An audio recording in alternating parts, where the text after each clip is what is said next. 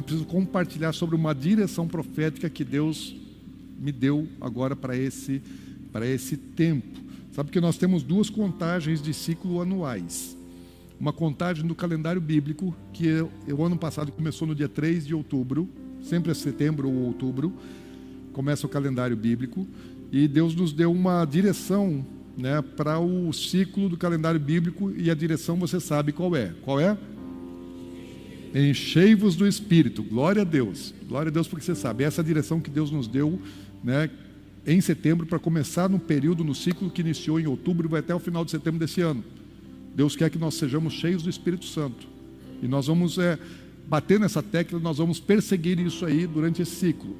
Agora, quando chegou em dezembro, antes de começar um ciclo secular, né, do calendário secular mundial, Deus falou comigo de novo, só que Ele começou a me ministrar de uma maneira diferente, não como um marco, mas começou a me ministrar a respeito de um tempo profético que nós estamos entrando.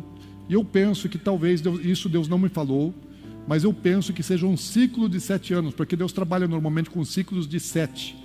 E eu penso que seja um ciclo de 7 anos que esteja no início, esteja começando um ciclo de 7 anos no mundo. E esse é um ciclo onde o que vai acontecer é uma aceleração no cumprimento dos planos e nos projetos que Deus tem para realizar na terra. Deus tem um plano, amém? Deus tem um cronograma, Deus tem eventos, coisas que Ele está fazendo, coisas que Ele vai fazer. E qual é o cume, qual é o ápice? Qual é a parte mais importante, final do plano de Deus? Dessa parte que eu estou dizendo, que eu estou mencionando. Qual é a parte mais importante? A profecia mais aguardada? A volta de Jesus. Então isso é uma consumação de um plano, de um projeto de Deus, trazer Jesus de volta à terra. Quando Deus trouxer Jesus de volta à terra, Jesus vai derrotar, vai vencer Satanás, todos os seus demônios, vai aprisionar Satanás, os demônios, o anticristo, o falso profeta, vai aprisioná-los por 1000 anos. E vai estabelecer o seu reino, o seu governo milenar na terra. A terra vai ser outra terra nesse tempo. Vai ser muito diferente de tudo aquilo que a gente conhece. Muito, muito, muito diferente. A terra vai viver justiça, paz e alegria. A criança vai brincar com a serpente. A criança vai brincar com o leão. Está na Bíblia, gente. Está na Bíblia. Vai haver abundância de produção, de comida, de tudo, desenvolvimento econômico, científico. Vai ser um tempo maravilhoso. Não vai haver guerra, não vai haver pandemia, não vai haver nada dessas crises, desses problemas que nós conhecemos hoje. É um outro mundo governado, é os céus na terra, gente. Os céus vão vir para a terra durante 1000 anos, com o governo de Jesus Cristo. Então, nós estamos no processo para chegar nesse tempo. Vai acontecer, gente. Quantos creem nisso? Vai acontecer. Agora, para que aconteça, existem coisas necessárias no trajeto, né, que precisam acontecer primeiramente. E sabe o que está acontecendo nesse novo ciclo que está se iniciando agora? Eu não digo que foi no dia 1º de janeiro, mas é nesse tempo. É uma aceleração do cumprimento dos planos de Deus. Tudo aquilo que precisa acontecer. Agora nós entramos naquele negócio que a gente conhece como sprint final. Sabe o que é sprint final? Quem sabe o que é sprint final? Todo mundo sabe o que é sprint final. Mas, né, a pessoa está lá numa prova, numa corrida, né, está se poupando, guardando uma energia. Daí, de repente, assim, lá na frente ele já vê a linha de chegada. E quando ele vê a linha de chegada, o que ele faz? Ele dá o seu último gás, dá toda a sua força, dá o seu sprint final, acelera para poder chegar logo na linha de chegada. Amém? Os planos de Deus na terra, entenda isso, com palavra profética, acabaram de entrar no sprint final. É um tempo de uma aceleração que começa agora. Nós já estamos entrando nesse tempo. Sabe que quando eu estive em coma no Covid, foi a época que Deus mais falou comigo. Nós temos sentidos, você tem sentidos naturais, você tem audição, visão, tato, olfato, né? Nós temos sentidos, e nós temos sentidos naturais, e nós temos sentidos espirituais. Falei que a anatomia do corpo humano, e físico e espiritual, elas seguem o mesmo padrão, e nós também temos ouvido, né, visão, olfato, nós temos todos os sentidos também espirituais. E os naturais, muitas vezes nos prejudicam, nos dificultam a sentir o espiritual. E eu tenho essa dificuldade, muitas vezes. E para eu poder ouvir Deus, Deus precisou me colocar em coma, gente.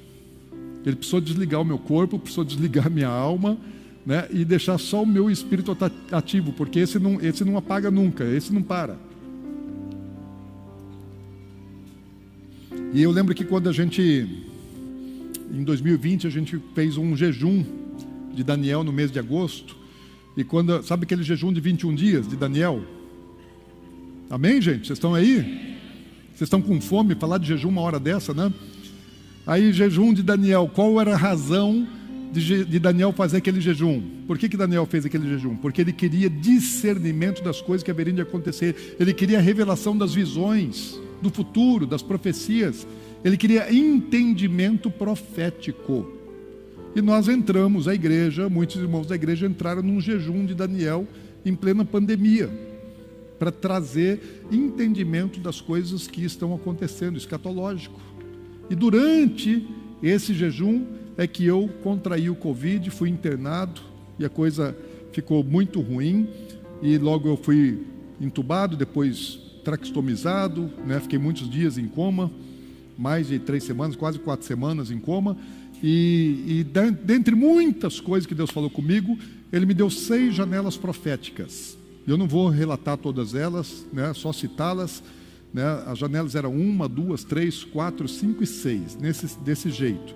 A primeira janela profética, Deus só trouxe uma correção de um ensino escatológico, né? De algo que eu ensinava e que Deus estava me trazendo correção, ou seja, foi uma coisa muito pessoal, né? Para a minha vida, para o meu ministério. A segunda janela profética, Deus me mostrou a pandemia. Ele me mostrou o sistema, né, parado. Isso aconteceu em setembro, já era setembro de 2020, e o que estava acontecendo em setembro de 2020? Lockdown mundial, o mundo estava parado, e Deus me mostrou o lockdown, com uma outra linguagem, uma linguagem astronômica. Deus me mostrou o lockdown, e me falou assim, isso é uma etapa. Ele mostrou que Ele estava no controle daquilo, tanto da pandemia como do lockdown, e aqui que aquilo era uma etapa, que era necessária aquela etapa dentro dos planos dele e ia passar.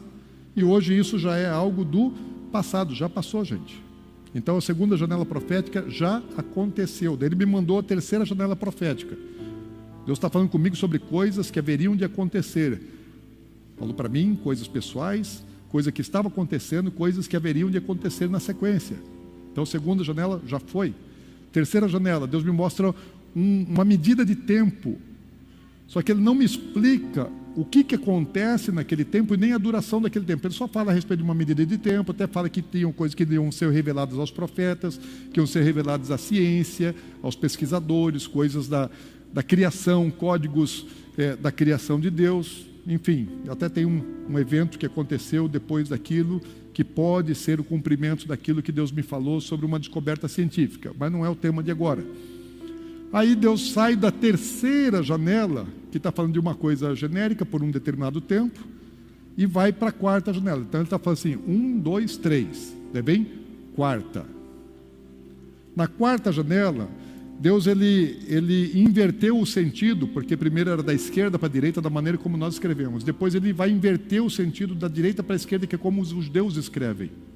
E aqui, essa outra linha das janelas, todas falam de Israel. Então Deus faz uma mudança daquilo que Ele estava falando geral, que servia ao mundo, para gentios, para judeus, para todo mundo, e Ele vai falar alguma coisa agora específica sobre Israel. Ele volta a atenção dele para Israel. Israel é a figueira que Jesus mencionou no sermão profético. E aí Ele me fala sobre Israel, chama o meu foco para Israel e fala, agora eu vou te mostrar o último evento que acontece, que antecede, que prepara a volta de Jesus.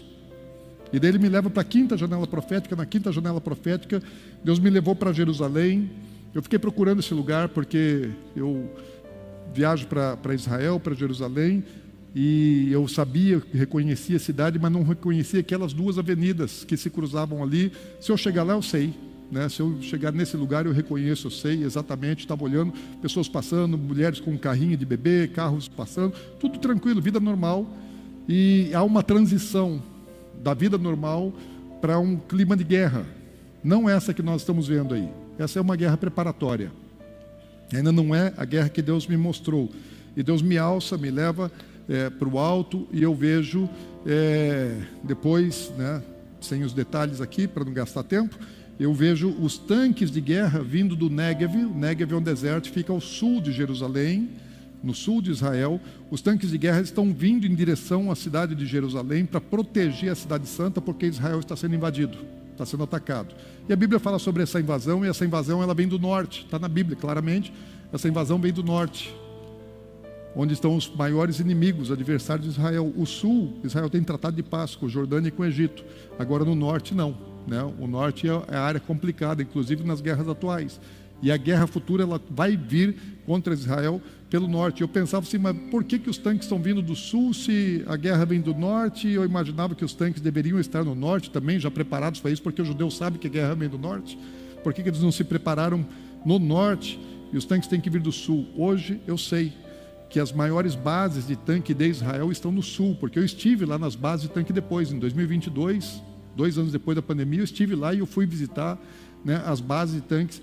E aí, então, fiquei sabendo que elas estavam no Negev, exatamente de onde eu vi que os tanques estavam vindo. E aí, então, vem a última janela profética. O que acontece na última janela profética? Eu vejo uma detonação de uma ogiva nuclear muito potente, e quando essa ogiva nuclear ela é detonada, né, numa guerra que está acontecendo, e lógico, o foco é Israel, aí acontece a volta de Jesus. Eu vejo a manifestação da glória de Jesus chegando na terra. Um resplendor como nada parecido com aquilo que a gente conheça, né? Muito grande. Eu não vi Jesus montado no cavalo branco, mas eu vi a glória de Jesus, da sua volta, anulando o efeito daquela ogiva nuclear que estava sendo detonada, mudando uma chave. Bom, Deus estava falando comigo a respeito de coisas proféticas, dando instrução, discernimento, conhecimento. E eu preciso me identificar dentro do tempo. Eu já sei, já corrigi meu ensino da primeira janela, já sei que a segunda já ficou. E aonde nós estamos? Eu creio, pelo que Deus tem falado comigo desde o início de dezembro, intensamente no meu espírito, que nós estamos na transição da terceira para a quarta janela. Que lá não é simbólico, gente, que lá é real. Então nós estamos numa transição, eu penso, da terceira e a quarta janela. O tempo dos gentios vai acabar, está na Bíblia, gente. Há um tempo para os gentios. Esse tempo dos gentios ele vai se encerrar. E quando se encerra o tempo dos gentios, Deus volta toda a sua atenção, todo o seu projeto para Israel. Profecias a respeito da igreja, na Bíblia, são pouquíssimas. Quase não tem profecia para a igreja nos últimos dias. Pouquíssimas profecias. Tem, mas muito pouco.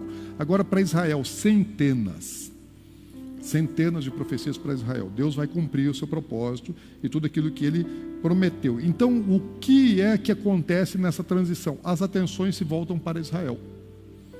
Israel se torna a questão o ponto focal do planeta. Israel é o relógio profético de Deus. Então, aquilo que acontecer em Israel daqui para frente é muito mais importante do que aquilo que acontece nos Estados Unidos, do que aquilo que acontecer na Europa, do que aquilo que acontecer na Ásia, na China, na Rússia, na guerra com a Ucrânia, muito mais importante do que as coisas que acontecem em Brasília. Então, aonde eu preciso colocar os meus olhos? Você quer entender o que Deus está fazendo, o mover de Deus, estar alinhado com o tempo e o mover de Deus, olha para Israel. As notícias mais importantes que você precisa acompanhar daqui para frente são as notícias que tratam do que acontece em Israel. Acompanhe, existem muitos sites de notícias de Israel em português e você pode fazer isso, né? Fazer através de vários meios, vários canais. Eu, particularmente, eu vou tentar ir muitas vezes para Israel enquanto for possível, porque a Bíblia me ensina que vai chegar um tempo que não é mais possível. Então eu preciso ir, porque eu sei, lá é o lugar, lá é o foco. Lá é o lugar onde Deus está fazendo, as coisas estão acontecendo. Toda vez que a gente vai para Israel como caravana, a gente vai nos lugares históricos, arqueológicos, mas a gente não olha só o passado, a gente olha o passado, a gente olha o presente, o que é a nação de Israel hoje, e a gente já vê o profético, o que está acontecendo e o que vai acontecer. Então é uma viagem com um propósito né, com um olhar em 3 tempos: passado, presente e futuro. Aliás, esse ano a gente vai. 2023, 2024, a nossa viagem foi frustrada por conta da guerra. 2025 a gente vai. Se você quiser ir, fala comigo que ainda tem vaga, né, no grupo de 2025. Agora, quando Deus tirou o povo do Egito, pensa aqui no Êxodo, Deus está tirando o povo do Egito. O Egito representava o mundo, Israel, o povo de Deus. E aí Deus tinha uma promessa para o povo. Sim, qual era a promessa? Que ia levá-los para uma terra que mana leite e mel, uma terra muito boa. Vou mudar vocês, vou tirar vocês daqui e vou levar vocês para um outro lugar. Esse outro lugar é muito melhor do que aquele que vocês vivem aqui. Aqui é um lugar de aflição, de angústia, de sofrimento. Tem algumas coisas que vocês acham que são boas aqui, mas o que eu tenho para vocês lá é infinitamente melhor. Então a mensagem é essa, a promessa é essa. Agora, quando Deus vai levar o povo para a terra prometida, o que Deus faz? Coloca eles no deserto. O deserto era o lugar para eles estarem? Não, o deserto era somente uma passagem. E quando Deus leva o povo para o deserto, Deus cuida do seu povo. Uma das coisas que Deus faz é colocar sobre eles uma nuvem. Pensa lá, né? 4.000 anos atrás, um povo está saindo do Egito e vai para a terra prometida que mana leite e mel. Eles vão atravessar um deserto. Sabe como que é o clima no deserto? Durante o dia faz mais de 40 graus. Chega a 50 graus, passa de 50 graus. Muitas vezes, dependendo da época do ano. Muito, muito, muito quente. Eu já estive nos desertos lá em Israel, né, no sul de Israel, e no deserto da península do Sinai, e passei muito calor, temperaturas acima de 40 graus, peguei bastante ali, durante o dia. E de noite, frio, gente, muito frio, à noite frio, de dia quente, de noite é frio. Quando subi no Sinai, cheguei lá, estava 5 graus, de madrugada 5 graus, gelado, muito frio. Daí quando desci o Sinai, chega de manhã, né, no pé do monte, daí já estava mais de 30 graus. Aquela amplitude térmica do deserto é um negócio absurdo. Então, Deus colocou uma nuvem. O que essa nuvem proporcionava para o povo? Proteção climática. Deserto, assim, sem sol, na sombra. Então, o calor do deserto era aplacado com a sombra da nuvem, uma nuvem de glória. E à noite?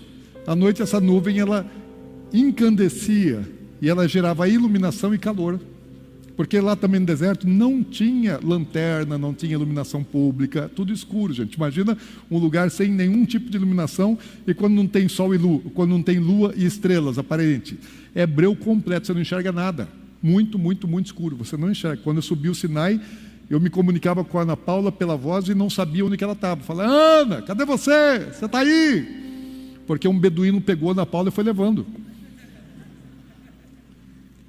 E me cobrou para poder levar minha mulher para cima do monte. E eu paguei. Deixa eu contar pode contar? Deixa eu desviar o assunto. Você sabe que daí, quando ele desceu do monte, um beduíno fez proposta de negócio comigo. Queria trocar Ana Paula por 3 camelos.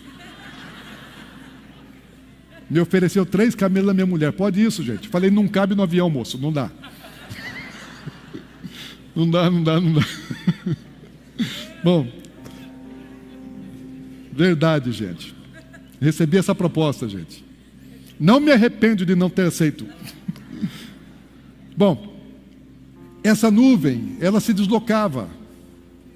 E quando ela se deslocava, o povo se deslocava junto. Quando ela parava, sabe o que o povo fazia? Acampava. Então a nuvem parou, o povo monta as tendas e acampa. A nuvem levantou, eles desmontam as tendas, esperam ela se mover e vão na direção que a nuvem vai. E assim foi a jornada deles no deserto. Agora, imagina se Deus move a nuvem e o povo não vai. A nuvem vai e o povo fica. O que acontece? Durante o dia eles iam cozinhar no calor, durante a noite eles iam congelar, ficar no escuro, no breu, e não iam chegar no destino, porque quem está conduzindo eles para o destino é a nuvem. Então eles eram obrigados a seguir a nuvem. Aí, uma outra situação que é parecida com os nossos dias. Nós vivemos um tempo semelhante ao do Êxodo. Já vou explicar melhor, só finalizando. Mas uma outra coisa que Jesus disse a respeito desse tempo, fala assim que os últimos dias seriam dias semelhantes aos dias de Noé. O que aconteceu nos dias de Noé? Sabe que Deus manda Noé construir uma arca porque viria um grande juízo sobre a terra. O mundo estava perdido, né? Deus ia mandar um juízo sobre a terra. E aí Deus fala com Noé: você vai me construir uma arca de salvação.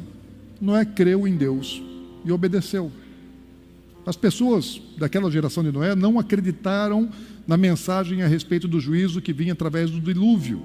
Mas eu fico pensando, como estava Noé naquele tempo? O que ele fazia?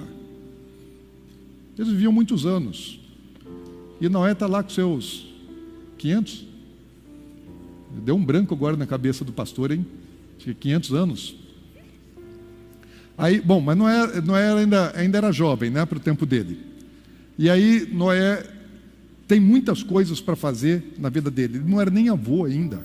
Os filhos dele ainda não tinham tido filhos. Então Noé, provavelmente ele tinha uma casa, é possível que ele tivesse uma fazenda, ou tivesse um comércio. Ele tinha coisas, ele trabalhava, né? Ele era um homem que Deus abençoava, ele era um homem que Deus prosperava. Então ele não estava à toa tomando tereré esperando as coisas acontecer. Ele estava fazendo as coisas acontecer. Ele tinha uma família para sustentar. Então, enfim, Noé, ele não deixou de fazer as coisas que eram necessárias para a sua subsistência, para a sua existência. Eu tenho certeza que Noé continuou trabalhando para poder prover a sua casa de comida. Ele não parou de fazer aquilo que era essencial à vida. Ele continuou fazendo, até porque Deus não deu maná para Noé. Só deu maná lá no Êxodo, mas para Noé ele não deu maná. Então, tipo assim, você quer comer, vai ter que plantar. Ele tinha que plantar e tinha que fazer a arca. Ou seja, mas o que mudou na vida de Noé? O que mudou foi o propósito da existência dele. Ele tinha que fazer as coisas necessárias à sua existência, subsistência, mas ele tinha um plano, ele tinha um projeto de Deus que ele precisava executar. E isso se tornou a coisa mais importante. O resto tudo é periférico. Mais importante, construir a arca. E ele levou 100 anos para construir a arca, 10.000 árvores de cipreste, ele precisou cortar 100 equipamentos que existem hoje, enfim. Foi um negócio demorado, complexo, uma obra grandiosa que ele fez junto com os seus filhos. Quando Noé termina a obra, Deus manda ele entrar na arca com todos os animais que deveriam ser salvos. E quando eles estão dentro da arca, Deus lacra a arca por fora e taca-lhe água. Vem o dilúvio. Sabe que quando Deus mandou o dilúvio, o que aconteceu na terra? Deus eliminou, Deus destruiu tudo o que existia que estava fora da arca. Tudo que estava fora da arca, Deus eliminou. A Bíblia chama de o mundo antigo. O mundo antigo. Que Deus destruiu o mundo antigo e começou o novo mundo. Então, o mundo que nós vivemos hoje é o novo mundo, é o pós-diluviano. Não existe mais nada do pré-diluviano que sobreviveu para os nossos dias. Tudo foi destruído, inclusive os animais. Por várias razões que a gente não vai entrar nessa questão teológica agora do passado, do mundo antigo. Mas Noé, ele é arrancado do mundo antigo e ele é transportado para o novo mundo. Só ele e a família dele saíram do mundo antigo e foram para o novo mundo. Isso é um símbolo das coisas que Deus vai fazer comigo e com você. Nós vamos ser arrancados desse mundo. O arrebatamento vai ser um mover violento de Deus de arrancar e levar para o nosso encontro com o Senhor. O arrebatamento é isso. Então, o dilúvio anuncia profeticamente a respeito do arrebatamento. A arca ela sobe e ele vai pousar num outro mundo. Aquele mundo velho acabou. A casa de Noé foi destruída. Tudo que as pessoas construíram no passado se acabou. Os palácios, palacetes, mansões, comércio, fazendas, negócios, os carros, os aviões. Não, essas coisas não tinham. Mas tudo que existia se acabou. Foi destruído. Agora, quando ele chega no novo mundo, Deus conduziu Noé, ele não levou nada do que ele tinha no mundo velho. Pode ser que ele fosse rico, mas as coisas antigas ficaram para trás, ele não precisava no novo mundo. Deus já tinha algo preparado para ele. Agora, a única coisa que permaneceu para o novo mundo, na transição, foi a arca. As pessoas estavam construindo, casando, edificando, negociando, plantando, criando, estavam. Sobrou alguma coisa? Não. Só aquilo que foi feito segundo o mandamento de Deus é que permaneceu. Você entende isso? Não importa a grandeza, né, daquilo que existia. Acabou. Nós estamos semelhantes a Noé. Estamos num tempo que estamos numa transição. E essa transição é um tempo perigoso. A arca sofria risco, perigo, naquele mar revolto, nas águas revoltas, mas não apenas semelhante aos dias de Noé, mas também semelhante aos dias do Êxodo. Nós estamos nessa parte agora de uma trajetória, nós estamos entrando num tempo final, no sprint final dos planos de Deus para nos levar para a terra prometida, para aquilo que Deus nos prometeu. Nós temos uma promessa de Deus, que nós vamos herdar uma cidade celestial, com corpos glorificados. Agora, quando Noé ele sai do mundo velho, ele vai parar no novo mundo, ele conduz a arca, ele sabe o caminho, ele sabia chegar até o Monte Ararat. A arca não tinha vela, gente, a arca não tinha leme. Quem estava no controle? Deus queria que a arca pousasse no Monte Ararat?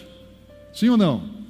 Com certeza. Quem fez a arca ir até o Monte Ararat e as águas baixaram exatamente em cima do Monte Ararat? Noé precisou fazer isso? Ele saberia fazer isso? Não.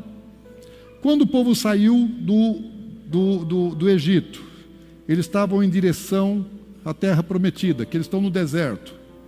Eles sabiam um caminho para chegar lá? Tinha GPS, que ligava o Egito até Canaã? Tinha o Waze? Não. Quem é que conduzia eles? Como? A nuvem é que levava, que conduzia. Ou seja, o GPS deles era a nuvem. Quem conduzia era a nuvem. Ou seja, nós estamos num tempo, entenda isso. Entenda isso. Nós estamos num tempo de transição. Deus está nos conduzindo, Deus está nos levando para herdarmos a nossa promessa. É real, está na Bíblia, vai acontecer. Quantos creem na Bíblia? Só que nós não sabemos o caminho. Sabe por que nós não sabemos o caminho? Porque nunca a humanidade trilhou o caminho que vai trilhar nos próximos anos. Nos próximos anos, eu acredito talvez nos próximos 7 anos, a humanidade vai ver coisas que nunca aconteceram na nossa história. Deus vai fazer coisas grandiosas, coisas novas, que a história não viu. Vai acontecer, gente. Porque as profecias falam a respeito de coisas vindouras que o mundo nunca viu. Sabe lá em Isaías 43? É um texto profético. Isaías 43, versículos 18 e 19, diz assim: esqueçam tudo isso do passado. Não é nada comparado ao que vou fazer, pois estou prestes a realizar algo novo. Venham, já comecei. Não estão percebendo? Abrirei um caminho no meio do deserto e farei rios na terra seca. O que Deus fez no Êxodo? Abriu o caminho no deserto. O que Deus fez na terra? Mandou água. A terra toda virou mar, rios caudulentos. Vão acontecer coisas extraordinárias daqui para frente. E aí o que eu e você precisamos fazer? Algumas coisas vão acontecer. Por exemplo, vai haver um grande avivamento, porque está profetizado. Tem a última colheita, a colheita da 1/10 hora, vai acontecer. Antes de um juízo, Deus sempre traz oportunidade de salvação, de grande salvação antes do juízo. Deus vai trazer grande salvação. Você tem pessoas da sua família, do seu relacionamento, pessoas que você gosta, que você gostaria que fossem salvas e ainda não foram. Quem tem pessoas aí? Pensa em alguém. Todos nós temos. Ore por essas pessoas, porque na hora que vier o avivamento, o Espírito Santo vai tocar no coração de muitos. E se aqueles que você ama, que você se importa, estiverem debaixo da intercessão, eles vão ser foco do avivamento. Ore por eles, clame por eles, vão ser salvos. Vai haver um grande avivamento, coisa que o mundo nunca experimentou. E Deus vai nos levar por caminhos desconhecidos. Noé não sabia o caminho, o povo no deserto não sabia o caminho. Nós não sabemos o caminho, mas nós sabemos o destino. Tem uma cidade celestial me esperando. Tem uma cidade celestial te esperando. O teu Senhor, o teu Redentor está pronto. Os céus estão preparados. A nuvem subiu, gente. A nuvem subiu. E ela vai começar a se movimentar rapidamente. Estou dizendo isso profeticamente, não estou pregando. Estou profetizando aquilo que Deus tem me testificado aí há um pouco mais de um mês. Então, se você quer e aceita um conselho, uma linguagem profética, prepare as suas vestes festivais das bodas do casamento e mantenha as suas lâmpadas acesas. Lembra das 10 virgens? É uma palavra profética para os nossos dias. As 10 virgens estavam esperando a chegada do noivo. As 10 virgens esperavam pelas bodas. As 10 virgens tinham lâmpada. Mas só as sábias tinham reserva de azeite. E o azeite fala de quem? É uma representação da unção do Espírito Santo. Por que é que Deus está falando enchei-vos do Espírito? É porque nós precisamos ter reserva de azeite. Eu não posso ter, não é um tempo de eu ter pouco de Deus. É um tempo de eu ter muito de Deus. É um tempo de nós nos enchermos de Deus. Porque se nós não tivermos muito de Deus, nós não vamos atravessar. Nós não vamos chegar. Eu preciso muito de Deus, você precisa muito de Deus. Creia em mim, creia nessa palavra. É um tempo especial. É um tempo de buscar a Deus como nunca buscamos antes. É um tempo de buscar o Espírito Santo como nós nunca buscamos antes. O Espírito... Cadê o louvor, gente? Eu já acabei de pregar faz tempo. O que vocês estão fazendo? Vem para cá. Nessa jornada que você não sabe o caminho, o Espírito Santo é o nosso Waze. O Espírito Santo é o nosso GPS. Eu posso confiar nele. Eu não sei o caminho, mas ele sabe o caminho. E ele vai nos levar, vai nos conduzir. É um tempo perigoso. Entenda isso. O deserto é um lugar de perigo. As águas do dilúvio eram perigosas, mas guardados, protegidos, e no lugar certo, fazendo a coisa certa, no tempo certo, nós estamos protegidos. Salmo 91 é um salmo profético dos últimos dias. 1000 cai de um lado, 10.000 cai do outro, mas você não será atingido. Porque Deus tem um plano, Deus tem um propósito para o seu povo. E acelerou, a nuvem subiu, e vai se deslocar. Quantos creem nisso? Você precisa ficar pronto. Fica em pé.